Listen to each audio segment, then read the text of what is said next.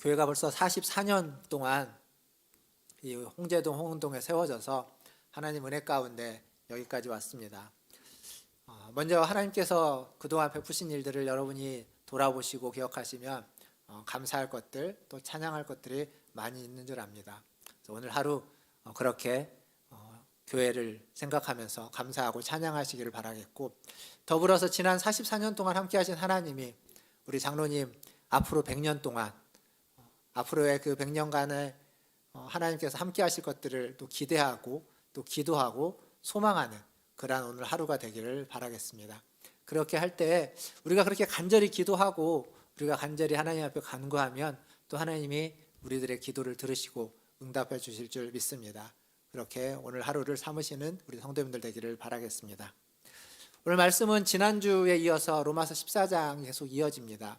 지난주 말씀을 간단하게 좀 되짚어 보면, 지난주에 로마 교회 안에 헬라인 그리스도인과 유대인 그리스도인이 같이 있다고 말씀드렸죠. 그래서 이 헬라인 그리스도인과 유대인 그리스도인이 너무도 다르기 때문에, 너무 달라서 이 둘 사이에 갈등이 있고 약간의 어떤 완력이 있고 또 그런 신앙적인 이질감들이 느껴지는 겁니다. 그 갈등이 조금 더 나아가서 서로를 비난하고 비판하고 업신여기는 데까지 이르고 말았습니다. 바울은 로마서를 쓰면서, 로마에 편지를 보내면서 그 로마 교회에 대한 소식을 들었겠죠. 그래서 그 소식을 듣고 그들에게 지금 편지를 쓰는 겁니다. 먼저는 복음에 대해서, 복음이 무엇이고 복음이 어떤 것인지, 복음이 우리에게 얼마나 귀한 것인지를 알려주는 겁니다.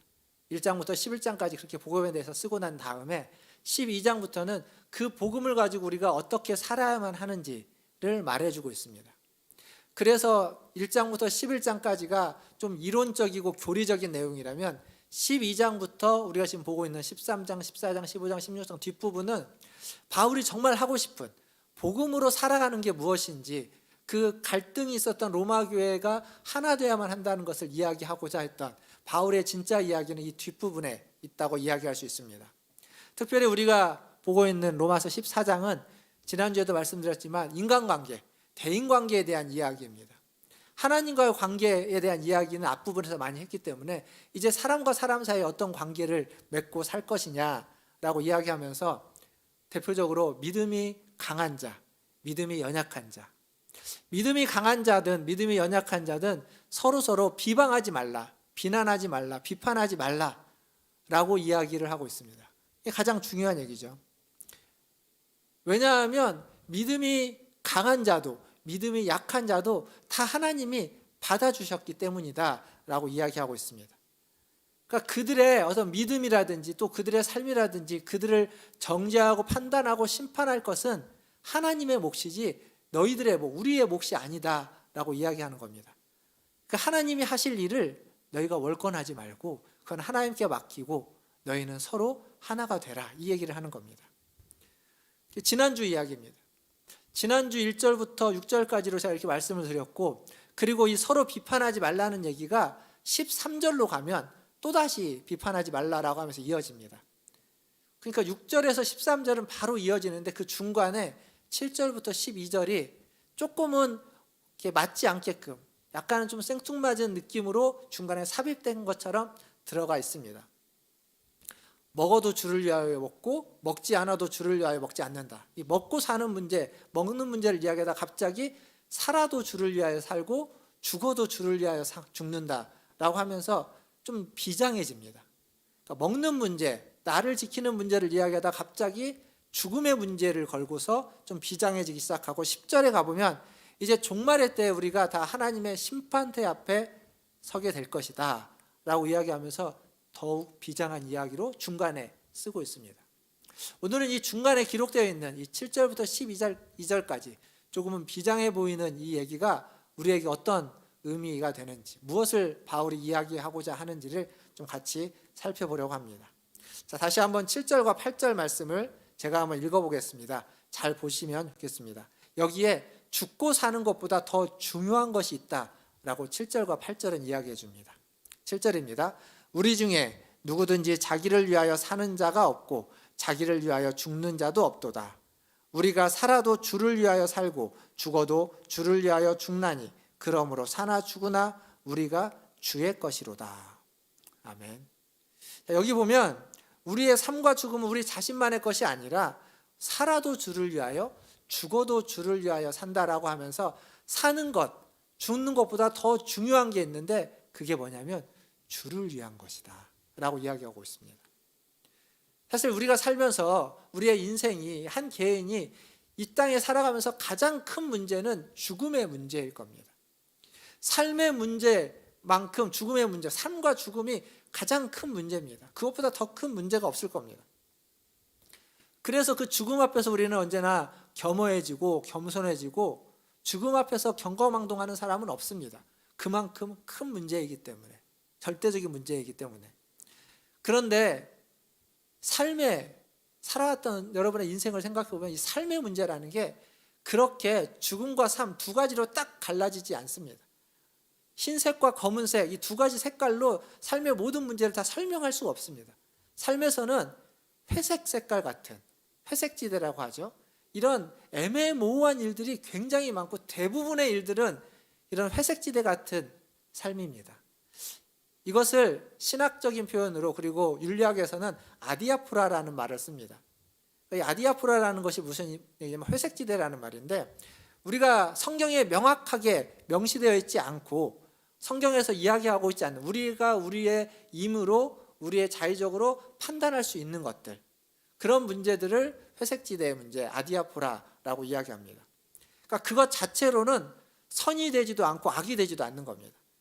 그건 선도 악도 아닌 것. 그냥 우리가 그걸 어떻게 쓰느냐에 따라서 선이 될 수도 있고 악이 될 수도 있지만 그거 자체로는 선도 악도 아닌 문제들. 이런 것들을 아디아프라라고 합니다.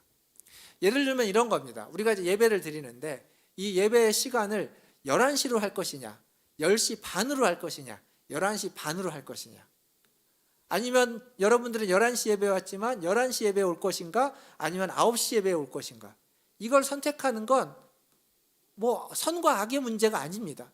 무엇이든 선택해도 아무런 상관이 없습니다. 뿐만 아니라 우리가 예배 가운데 오늘 우리가 찬송가 288장이랑 430장을 불렀는데 이걸 37장을 부를 것인지 500장을 부를 것인지 선택의 문제 어떤 찬송을 부를 것이냐 이것도 그냥 우리가 선택하면 되는 문제입니다. 이런 건 문제가 안 되는 겁니다. 예배의 문제뿐만 아니라 우리의 삶에서도 마찬가지입니다.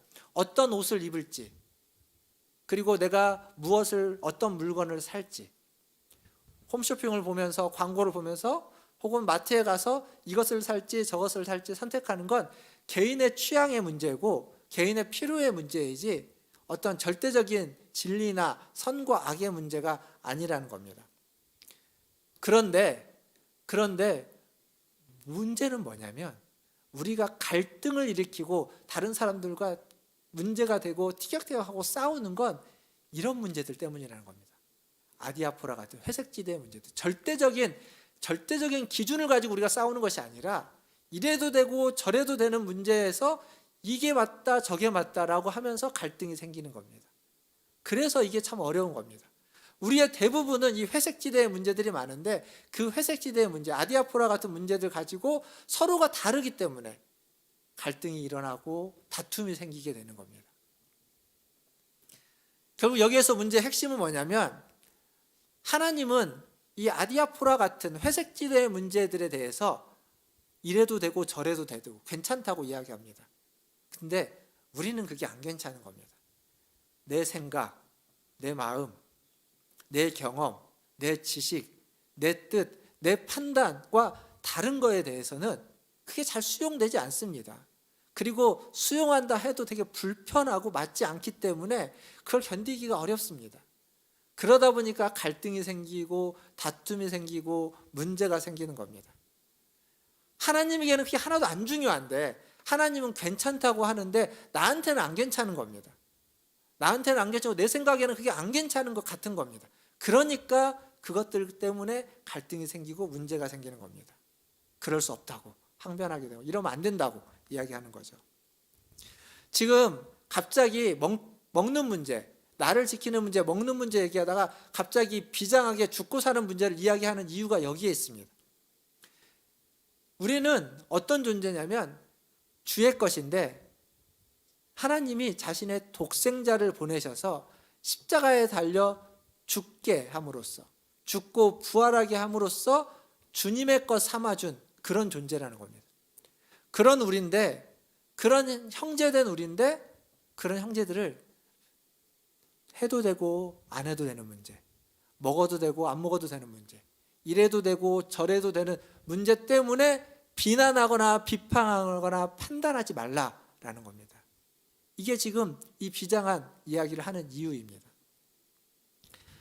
하나님은 괜찮다고 하는데 자꾸 우리가 안 괜찮다고 하면서 그것 때문에 형제들을, 그것 때문에 옆에 있는 지체들을 서로 힘들게 하고 상처 주고 아프게 하지 말라는 겁니다. 비난하고 비방하고 판단하지 말라라고 이야기하는 겁니다. 하나님이 괜찮다고 했는데 우리가 왜 하나님 위에 서서 월권으로서 하나님이 괜찮다고 하는 걸 안 괜찮다고 이야기하느냐라고 하는 겁니다. 사랑하는 성도 여러분, 우리는 하나님 아래에 있어야 됩니다. 우리가 하나님 위에 올라가 있으면 안 됩니다. 하나님이 괜찮다고 하는 건 우리도 괜찮아야 되고, 하나님이 뭐라 하지 않는 건 우리도 뭐라 하지 말아야 됩니다. 그 밑에서, 하나님 아래에서 하나님의 뜻, 하나님의 소견을 따라가야 되는 겁니다. 우리의 뜻과 우리의 소견이 하나님의 뜻과 하나님의 소견 위에 있어서는 안 되고, 하나님의 뜻과 하나님의 소견 아래에서 하나님의 뜻과 소견을 따라가시는 저와 우리 문화선지열교 성도들 다 되시기를 주님의 이름으로 축원드립니다. 바울이 오늘 이런 얘기를 하고 있는 여기 구조에 보면 뭐 먹는 것, 안 먹는 것, 나를 지키는 것, 안 지키는 것, 뭐 사는 것, 죽는 것까지 포함해서 다 다르다라고 이야기했습니다. 서로 다른 견해를 가질 수 있다라고 지금 이야기를 하고 있습니다. 그런데 그 얘기를 하는 중에 다 다른데, 성격도 다르고 뭣도 다르고 다 다른데 모두에게 공통되는 것이 하나 있다는 겁니다. 공통 분모가 하나 있다라고 이야기해주고 있습니다. 그게 뭐냐면 우리는 다 주를 위한 존재라는 겁니다. 생김새도 다르고 성격도 다르고 경험도 다르고 능력도 다르고 지혜도 다르고 지식도 다르고 다 다르지만 우리가 모두가 다 똑같은 게 하나 있는데, 그건 다 우리는 주의 것이고 주를 위한 존재로 부름받았다라는 것, 그건 우리 모두에게 똑같다라고 지금 이야기하고 있습니다.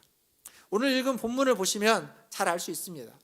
6절, 7절, 8절 다 다르다고 이야기하는 그 중간에 먹어도 주를 위하여 먹고, 먹지 않아도 주를 위하여 먹지 않고, 살아도 주를 위하여 살고, 죽어도 주를 위하여 죽는다.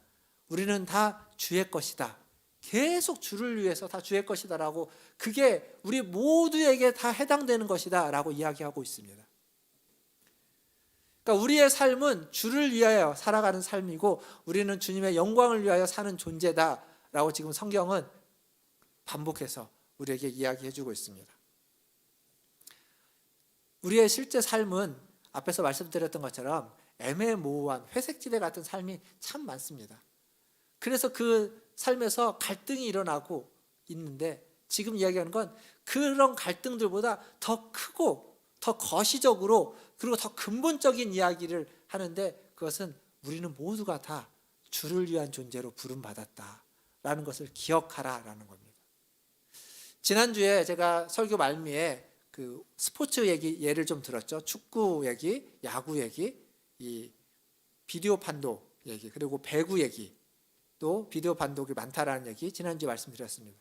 오늘도 스포츠 관련된 얘기를 잠깐 하면 올해 여름에 그 도쿄 올림픽이 있었죠. 원래 작년에 있어야 되는 건데 코로나 때문에 한 해가 미루어져서 올해 도쿄 올림픽이 있었습니다. 올림픽에 출전하는 선수들은 다 각 나라의 국가대표들입니다. 아주 그 나라에서 제일 잘하는 뛰어난 선수들이죠. 근데 국가대표가 되려면 그냥 되는 게 아닙니다. 갑자기 뭐 너 국가대표에 이렇게 되는 게 아니라, 국가대표는 선발전을 거쳐야 됩니다. 1차 선발, 2차 선발, 3차 선발을 하면서 그 선발전에서 아주 치열하게 경쟁을 해서 그 중에서 최고가 돼야, 혹은 그 중에서 어떤 그룹 안에 들어야만 국가대표가 될 수 있습니다. 그런데 국가대표가 될 때 나와 싸우게 되는 상대방이 컨디션이 좋으면 좋을까요, 안 좋을까요? 안 좋죠. 저 사람의 컨디션이 좀 안 좋으면 좋겠고, 갑자기 감기가 걸리면 더 좋고, 그래서 뭔가 가정에 무슨 불화가 있어서 컨디션이 안 좋으면 그게 나한테 유리한 거니까, 내가 국가대표가 될 확률이 더 높으니까 안 좋은 게 좋은 겁니다. 그런데 그렇게 그 과정을 거치면서 국가대표가 됐습니다. 그래서 나 혼자 그냥 1인이 아니라 그 종목에 5명, 10명의 국가대표 선수들이 있습니다. 그런데 이 5명, 10명의 국가대표 선수들이 그 전에는 서로 싸웠던 사람이에요. 경쟁했던 사이죠. 싸우면서 경쟁하면서 막 그렇게 신경전을 썼기 때문에 같은 국가대표가 됐는데도 불구하고 보지를 않습니다. 보기가 싫습니다. 같이 하고 싶지 않은 겁니다. 그래서 훈련도 같이 안 하고 선수촌에도 같이 입촌도 안 오고 하나의 팀이 되지 않으면 될까요? 안 될까요? 안 되는 겁니다. 그 전에는 그렇게 갈등을 가지고 싸웠지만, 갈등이 있었지만 국가대표가 되는 순간 그 사람의 컨디션이 좋아야 되는 겁니다. 그 사람의 모든 그 환경이 좋아서 훈련에 함께 집중할 수 있도록 함께 그 사람과 친해져야 되고 마음이 맞아야 되고 함께 힘을 모아야 되는 겁니다. 왜요? 국가대표이기 때문에, 더 큰 문제가 있기 때문에. 그 이전에는 서로 간의 승리를 위해서 싸웠지만 지금은 국가대표는 서로 간의 승리가 아니라, 내가 옳고 그름이 아니라, 내가 맞고 틀리고 내가 이기고 지는 것이 아니라 우리나라를 위해서 함께 싸우는 거기 때문에 함께 더 큰 안목을 가지고 그 문제에, 그 훈련에, 그 종목에 임해야 된다는 겁니다. 지금 얘기하고 있는 게 그겁니다. 우리는 삶에서 수없이 갈등이 있습니다. 수없이 문제가 있습니다.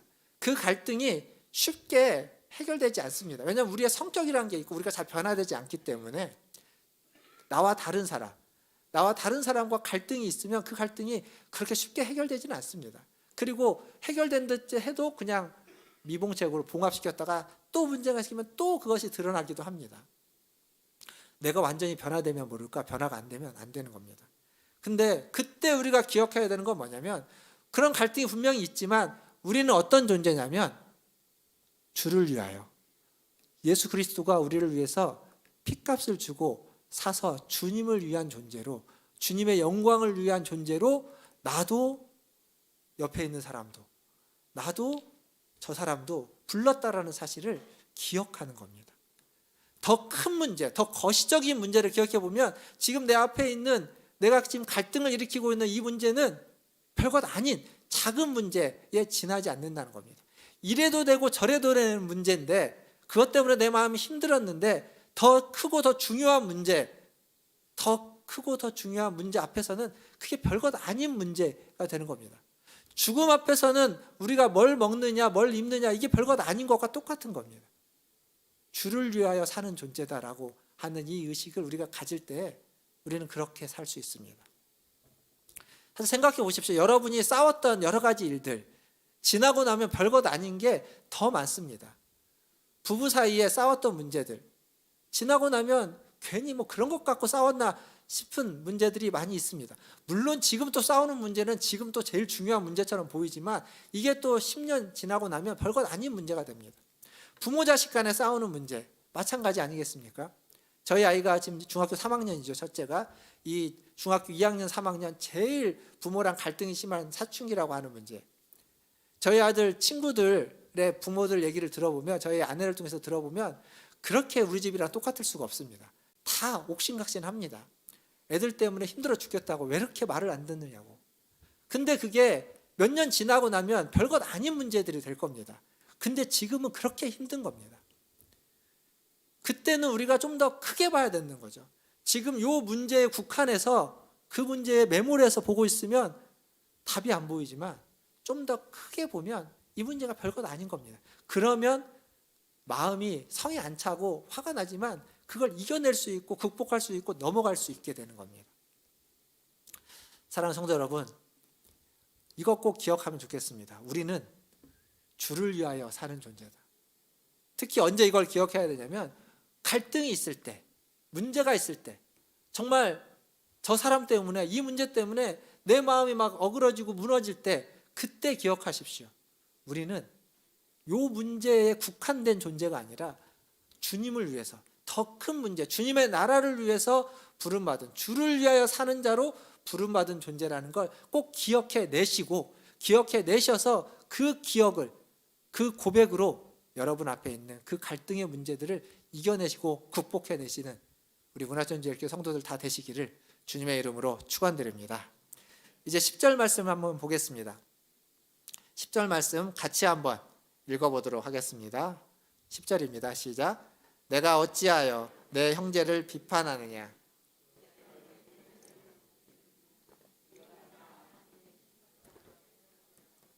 아멘. 여기 보면 다른 사람을 비판하고 판단하고 업신여기지 말아야만 하는 이유를 간단히 설명해 냅니다. 뭐라고 간단히 이야기하냐면 내 형제들이다. 형제들이기 때문에 비판하지 말고 업신여기지 말라라고 이야기합니다. 형제들을 비판하고 업신여기면 너희가 다 하나님의 심판대 앞에 서게 될 것이다 라고 말해주고 있습니다. 사실 하나님의 심판을 받는 데 있어서 우리의 죄를 이야기할 때 성경은 형제에 대한 태도, 형제들에 대한 비난과 비판이 하나님의 심판과 직결된다고 이야기합니다. 누가 이런 말씀을 했냐면 예수님이 하셨습니다. 마태복음 5장 22절에 보면 이렇게 적혀 있습니다. 이것도 같이 한번 읽어보겠습니다. 마태복음 5장 22절입니다. 시작. 나는 너희에게 이르노니 형제에게 노하는 자마다 심판을 받게 되고 형제를 대하여 라가라 하는 자는 공회에 잡혀가게 되고 미련한 놈이라 하는 자는 지옥불에 들어가게 되리라. 아멘. 예수님이 하신 말씀입니다. 형제를 대해서 형제에게 노하고 라가라고 하고 미련한 놈이라 하는 자는 심판받게 되고 잡혀가게 되고 지옥불에 던져지게 된다라고. 형제를 대하는 태도가 하나님 앞에서 우리의 심판과 직결되고 있다라고 지금 예수님이 이야기해 주고 있습니다. 사실 우리는 하나님의 심판을 두려워합니다. 우리가 예수를 믿는 이유 중에 어느 한 면은 분명히 하나님 앞에 심판받지 않고 은혜 받고 복 받기 위해서 지옥에 가지 않고 심판받아 지옥에 가지 않고 천국에 가고 싶어 하는 마음이 어느 한편에는 분명히 있는 겁니다. 그래서 하나님의 심판을 우리는 두려워합니다. 그런데 여기 있는 말씀처럼 형제를 무시하고 업신여기고 형제 댁에서 노하는 것에 대해서는 별로 두려워하지 않습니다. 그건 심판하고 하나님의 심판하고 상관없는 것처럼 여겨지기 때문에. 그런데 여기 하나님의 심판은 형제를 향한 우리의 태도, 우리의 말에 달려 있다는 겁니다. 사실은 굉장히 무서운 이야기이기도 합니다. 우리가 기억해야 될 건 뭐냐면 우리는 항상 하나님 앞에서 살아가고 있다는 겁니다. 코람데오라고 하죠. 하나님 앞에서 살아간다는 것. 하나님 앞에 있기 때문에 내가 다른 사람에게, 내가 형제에게 비난하고 비방하고 무시하고 업신여기는 모든 것들을 누가 듣고 있냐면 하나님이 다 듣고 계신다는 겁니다. 하나님이 다 듣고 하나님이 다 알고 계십니다. 그래서 그 말 한마디도 하나님 놓치지 않고 들으시는데 그것까지 다 들어서 우리에게 뭐라고 하신다는 겁니다. 그래서 할 수만 있다면 다른 사람에 대한, 형제에 대한 비난이나 비방이나 판단이나 이런 얘기들을 할 수만 있다면 하지 마시고 어떤 얘기를 하냐면 그들을 향한 하나님의 안타까움이나 그들을 향한 하나님의 자비와 긍휼에 대해서 그런 이야기들을 하고 그들을 위해서 마음으로 기도하는 것, 그것이 바로 하나님이 원하시는 것일 겁니다. 그리고 우리는 하나님 앞에 우리 자신의 일을 가지고 나아가야만 합니다. 오늘 우리가 읽었던 말씀 12절에 보면 이렇게 적혀 있죠. 이러므로 우리 각 사람이 자기 일을 하나님께 직고하리라. 하나님께 우리의 일을 가지고 우리의 문제를 가지고 하나님 앞에 우리가 나아가야 된다는 겁니다. 나는 지금 어떻게 살고 있는지, 나는 지금 과연 주를 위한 존재답게 살고 있는지, 나는 지금 주님의 영광을 위하여 오늘 하루를 보내고 있는지, 나의 생각은, 나의 말은, 나의 행동은, 나의 표현과 표정은 주님을 위한, 주님이 원하시는 합당한 것인지, 나 자신의 문제를 가지고 하나님 앞에 나아가서 고하고 아뢰고 또 살아가는, 그렇게 자기 자신을 돌아보는 저와 여러분 다 되시기를 주님의 이름으로 축원드립니다. 말씀을 맺으면서 누가복음 15장에 있는 15장 11절부터 있는 우리가 잘 아는 탕자의 비유 이야기를 좀 하겠습니다. 너무나 잘 아는 이야기지만 그 둘째 아들이 아버지로부터 유산을 달라고 하죠. 그래서 나중에 줄 것을 미리 받아가지고 그것을 다 돈으로 환산해서 돈으로 다 바꿔서 그걸 가지고 멀리 갑니다. 성경에 그 둘째 아들이 그 돈을 어떻게 썼다라고 기록하고 있냐면 허랑방탕하게 썼다고 이야기하고 있습니다. 성경에 그 단어를 써서 이야기합니다. 허랑방탕하게 낭비하여서 이제 그걸 다 낭비하고 나니까 아무것도 없는 겁니다. 근데도 그는 그 이방 땅에서 그냥 지내면서 돼지도 치면서 다른 집에서 빌부터 살면서 지내는데 그러다가 그곳에 흉년이 듭니다. 흉년이 너무 심하게 들어가지고 돼지에게 줄 쥐염 열매조차 없게 되자 그러니까 그가 먹을 게 없는 거죠. 굶어 죽게 될 것 같으니까 그때 그가 생각하는 겁니다. 아버지의 집에는 품꾼도 풍족하게 먹는데 나는 여기서 죽겠구나. 아버지 집에 가서 품꾼이라도 해야 되겠다. 여기서 이 둘째 아들은 아버지를 떠올린 게 아닙니다. 아버지를 떠올린 게 아니라 아버지의 집에서 잘 먹고 있는 품꾼을 떠올렸습니다. 품꾼만 해도 잘 먹을 수 있겠다. 아버지에게 돌아가서 회개한다 이런 생각이 아니라 품꾼 해야 되겠다. 아버지 집에 가면 품꾼만 해도 여기서보다 훨씬 잘 먹고 잘 살 수 있는데 품꾼을 떠올려서 아버지 집에 다시 갑니다. 집에서 떠날 때는 아마 행색이 휘황찬란했겠죠. 삐까뻔쩍 했을 겁니다. 근데 돌아올 때는 그 행색이 초라하기 그지 없었을 겁니다. 다른 사람들은 못 알아봤을 겁니다. 하지만 아버지는 그 초라한 행색의 둘째 아들을 저 멀리서 오는 둘째 아들을 단번에 알아보고 달려가서 부둥켜 안습니다. 그 아들이 뭐라고 하냐면 아버지여 내가 하늘과 아버지께 죄를 지었는데 내가 이제 아버지의 아들이라고 감당할 수는 없고 아버지의 집에 품꾼이라도 좋카오니 나를 품꾼으로 받아주십시오 라고 그 아들은 이야기하는데 아버지는 귀뚱으로 듣지 않습니다. 필요 없는 겁니다. 그런 건 다 필요 없고 돌아온 겁니다. 돌아오니까 손에 가락지 끼우고 신발 신기고 좋은 옷 입혀가지고 데리고 가서 잔치를 벌여버립니다. 이 둘째 아들은 상상하지 않은 겁니다. 그리고 지금 이래도 되나 싶을지 모르겠습니다. 근데 잔치를 벌여버렸습니다. 그리고 그 잔치 소리를 첫째 아들이 일 나갔다가 돌아와서 듣습니다. 종을 불러서 물어보는 거죠. 이게 무슨 소리냐? 그러니까 당신의 동생이 돌아왔습니다. 당신의 동생이 돌아와서 아버지가 그 동생을 위해서 잔치를 벌여주고 있는 겁니다. 여러분이 첫째라고 한번 생각해 보십시오. 저는 제가 첫째이기 때문에 이 첫째의 마음을 누구보다도 잘 알 수 있습니다. 마음에 안 드는 동생. 어려서부터 자라날 때부터 마음에 안 들었고 그렇게 자기 말도 안 듣고 부모님 말도 안 듣고 문제만 일으키는 동생. 어느 날 이제 조금 컸다 싶었더니 아버지의 재산을 자기는 아직 받아본 적도 없는데 다 받아가지고 가지고 와서 엉뚱하게 버리고 그냥 거기 가서 그냥 호적에서 파버렸으니까 안 오면 좋겠는데 돌아온 겁니다. 큰 사고치고 얼굴 뻔뻔하게 다시 돌아와가지고 지금 잔치에서 먹고 마시고 놀고 있다? 보고 싶겠습니까? 안 보고 싶겠습니까? 안 보고 싶은 겁니다. 거기 들어가서 같이 웃을 기분이 아닌 겁니다. 자기는 지금 열심히 일하고 왔는데 자기한테는 한 번도 저렇게 잔치를 베풀어 준 적이 없는데 저런 배응망덕한 말도 안 되는 동생 뭐가 이쁘다고 잔치를 벌입니까? 형의 심정이 10분 이해가 갑니다. 들어가고 싶지 않은 거죠. 그리고 그건 누가 봐도 정당해 보입니다. 안 들어가는 게. 저런 동생은 내쳐야지 벌 받아야지 혼내야 되지 상을 줄 수 있는 동생이 아닌데 지금 그러고 있으니까. 근데 아버지가 나오는 거죠. 아버지가 나와서 그 첫째에게 들어가자고 하는 겁니다.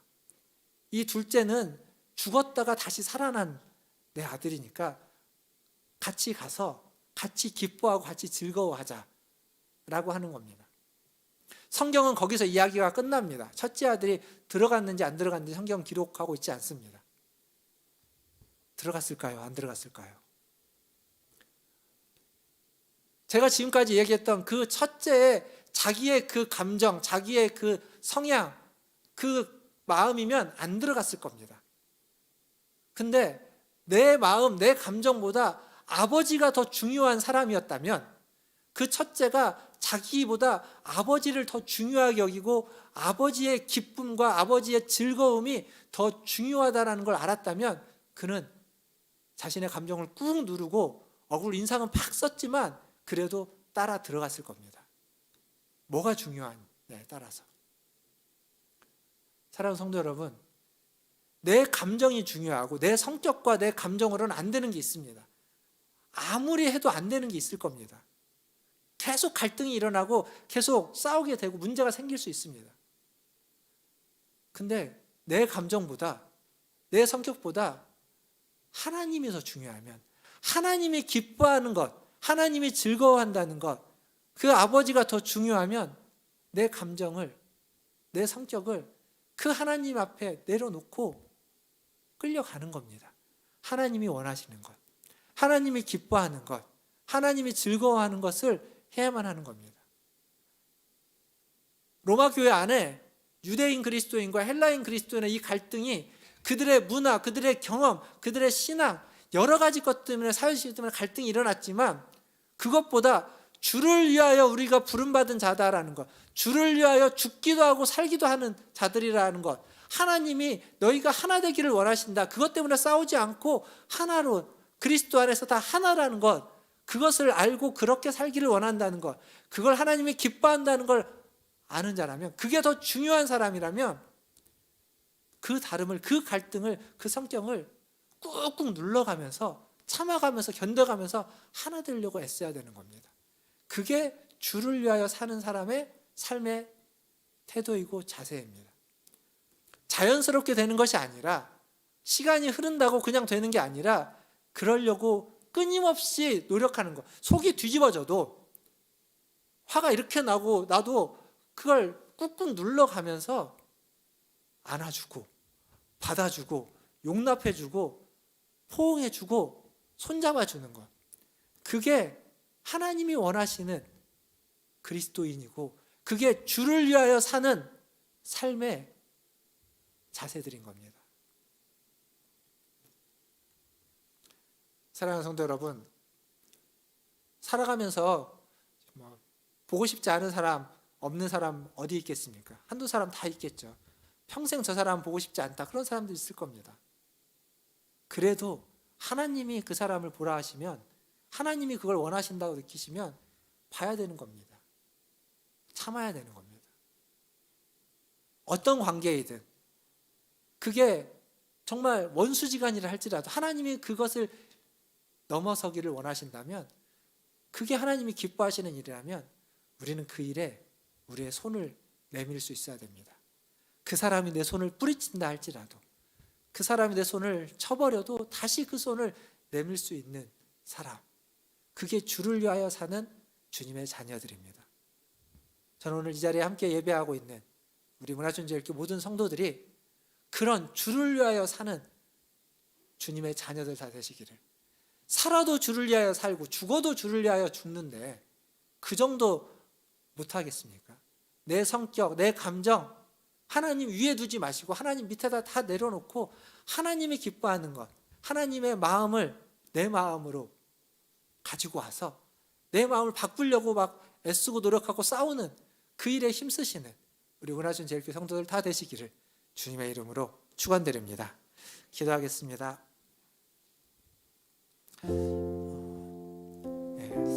성경은 하나님과 우리의 관계를 회복시키는 것뿐만 아니라 모든 사람과 화목해야만 한다고, 모든 사람과 관계를 회복해야 된다고 이야기하는 겁니다. 그것을 하나님이 기뻐하신다고 이야기하고 있습니다. 내 성격으로는, 내 감정으로는 하고 싶지 않지만 하나님이 기뻐하신다면 내려놓고 그걸 할 수 있는 하나님의 자녀들 되기를 바라겠습니다. 오늘 시간 기도할 때, 주님, 내 감정은, 내 성격은 그걸 못합니다. 그러니까 주님 앞에 감정도 성격도 다 내려놓고 주님의 은혜를 구합니다. 주님이 기뻐하는 일이라니까 다시 그 일을 하고자 합니다. 주님 도와주시옵소서. 주님을 위해서 살기도 하고 죽기도 하겠사오니 주님 도와주시옵소서 라고 우리 간절히 한 목소리로 기도하며 나가겠습니다. 기도하겠습니다.